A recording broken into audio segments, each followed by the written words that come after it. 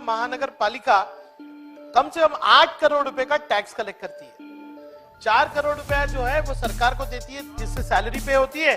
4 करोड़ रुपया general fund में डालती है और वो जनरल फंड में जब पैसा जाता है वो शिक्षा के लिए वापस नहीं आता। वहां पे एक टॉप 10 नाम के लोग हैं जो महानगर पालिका चलाते हैं, वो करप्शन करके पैसा खा जाते हैं, वो करप्शन करके पैसा खा जाते हैं, वो करप्शन करके पैसा खा जाते हैं।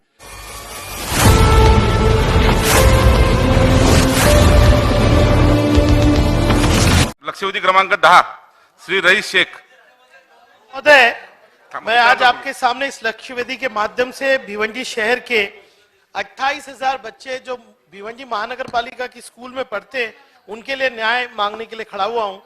अध्यक्ष महोदय, अगर आप लक्ष्यवेदी में देखें तो मेरे प्रश्न में भी और उत्तर में भी ये भिवंडी निजामपुरा महानगर पालिका ने ये माना है कि उनकी 27 स्कूल्स की ये हालत है कि वहां बच्चे पढ़ नहीं सकते। 2 स्कूल इन्होंने बंद कर दिए हैं, 25 स्कूल C2 कैटेगरी में है और उसके बाद कई स्कूल ऐसे जिसके स्ट्रक्चरल ऑडिट नहीं हुए। मेरा प्रश्न यह है अध्यक्ष महोदय कि भिवंडी निजामपुरा महानगर पालिका कम से कम 8 करोड़ रुपए का टैक्स कलेक्ट करती है। 4 करोड़ रुपया जो है वो सरकार को देती है जिससे सैलरी पे होती है। 4 करोड़ रुपया जनरल फंड में डालती है और वो जनरल फंड में जब पैसा जाता है वो शिक्षा के लिए वापस नहीं आता। वहां पे एक टॉप 10 नाम के लोग हैं जो महानगर पालिका चलाते हैं, वो करप्शन करके पैसा खा जाते हैं। मेरा प्रश्न बहुत सिंपल है और ये पूरे महाराष्ट्र को इससे मदद मिल सकती है। अगर एक महानगर पालिका के पास पैसे नहीं है तो आप उसके रोड बनाने के लिए MMRD मार्फत पैसे देते हो। अगर उसके पास पानी की योजना नहीं है तो अमृत से देते हो। लेकिन शिक्षा एक ऐसा सब्जेक्ट है जहां पे महानगर पालिका दुर्लक्ष्य कर रही है, जिसकी वजह से उसकी 27 स्कूल पढ़ाई के लिए बैठने के लिए लायक नहीं है। लेकिन आप ये कहते हो कि महानगर पालिका का विषय है। मेरा प्रश्न यह है कि क्या सरकार महानगर पालिका को उसका जो दायित्व है, उसकी जिम्मेदारी है, उसकी अमल बजावनी के लिए मजबूर करेगी क्या, और शिक्षा के लिए D क्लास के अंदर अलग बजट प्रोविजन करने के लिए मजबूर करेगी क्या? ये मेरा पहला प्रश्न है अध्यक्ष महोदय।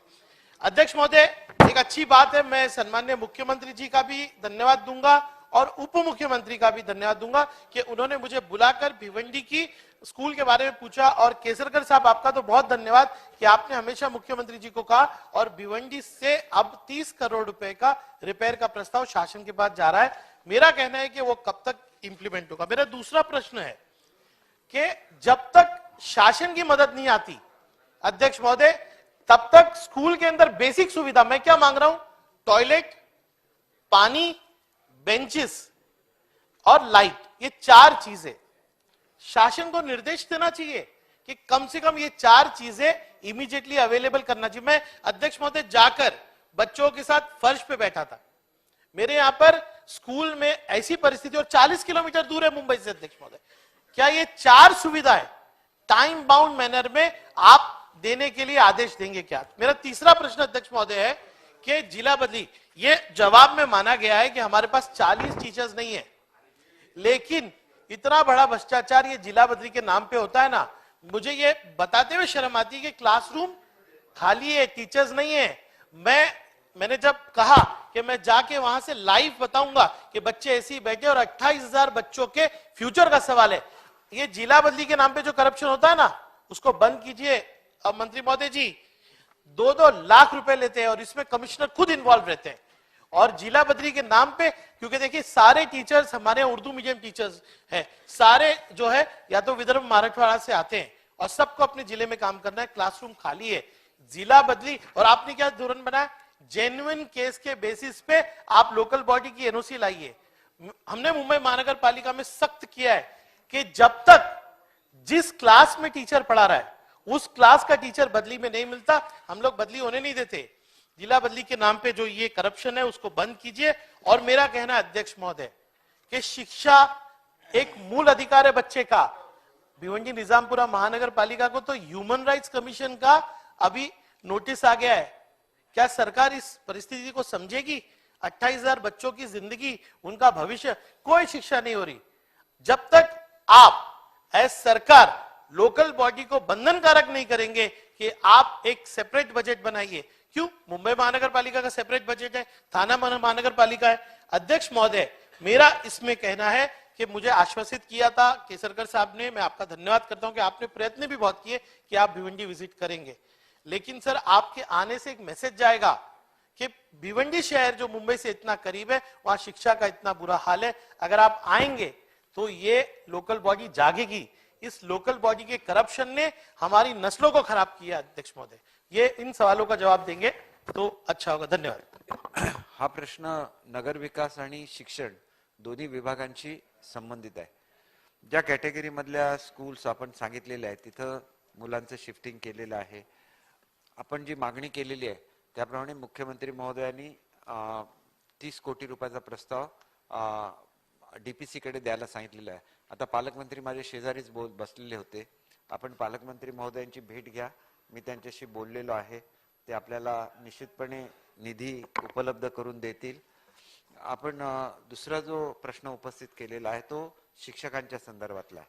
शिक्षकांची भरती आम्ही लवकरच सुरू करतोय आणि पुढच्या शैक्षणिक वर्षामध्ये तुम्हाला पुरेसे शिक्षक दिले जातील, कारण फेब्रुवारी पर्यंत आमच्या ज्या परीक्षा असतील त्या पूर्ण होतील। मार्च मध्ये आम्ही अपॉइंटमेंट देऊ आणि पुढच्या शैक्षणिक वर्षामध्ये आम्ही त्याची पूर्ण पूर्तता करू। अध्यक्ष महोदय, काही शिक्षक हे मुंबईमध्ये अतिरिक्त झालेले आहेत, त्याच्यामध्ये उर्दू टीचर्स आहेत का मी बघून घेईन आणि त्यांची रिक्वायरमेंट काही मराठी आणि काही उर्दू अशी आहे। तर त्याच्यामधले जेवढे अतिरिक्त झालेले असतील आणि जे भिवंडीला जायला तयार असतील त्यांना मी ताबडतोब भिवंडीला पाठवण्याची व्यवस्था करेन। आपल्याला हे तर मी ताबडतोबच सूचना देईन आणि सर्वसाधारणपणे ते जर तयार झाले तर 1 महिन्याच्या आतमध्ये ही कारवाई होऊ शकेल। दुसरा जो प्रश्न आहे तो अतिशय महत्त्वाचा आहे की याचं कोऑर्डिनेशन कसं करायचं। तर आम्ही लवकरच एक नगर विकास आणि शिक्षणाची एकत्र बैठक ही आदरणीय मुख्यमंत्री महोदयांच्याकडे, त्यांच्याकडेच नगर विकास आहे, आम्ही निश्चितपणे घेऊ।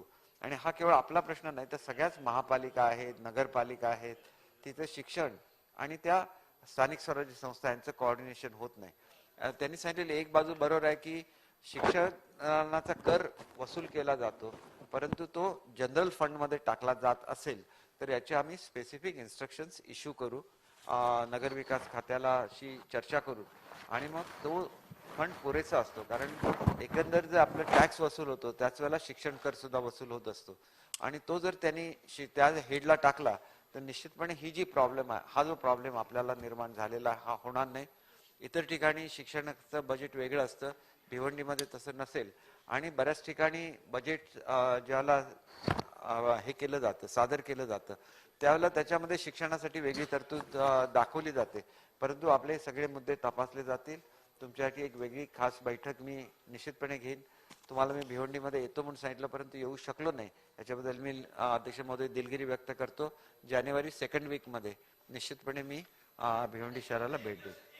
तर मी विनंती करतो की जिल्हा बदलीला तुम्ही बंदी घाला, कारण जिल्हा बदली अंतर्गत 152 प्रस्ताव आमच्याकडे आहेत, 152, आणि काय करतात, यांचं पत्र त्यांचं पत्र आणि येऊन दबाव टाकतात। जिल्हा बदलीला बंदी करा, कारण तिथे शिक्षक नाहीयेत, 40 शिक्षक आमच्याकडे नाहीयेत, तर जिल्हा बदलीला बंदी टाकणार का? अध्यक्ष महोदय, एक्सेप्शनल केस मध्येच आपण देतो, परंतु भिवंडीची केस लक्षात घेता आम्ही स्पेसिफिक इन्स्ट्रक्शन्स देऊ की जोपर्यंत तिथं पर्यायी शिक्षक उपलब्ध होणार नाही तोपर्यंत तिथं ट्रान्सफर देऊ नये, अशा तऱ्हेच्या सूचना आम्ही संबंधितांना देऊ।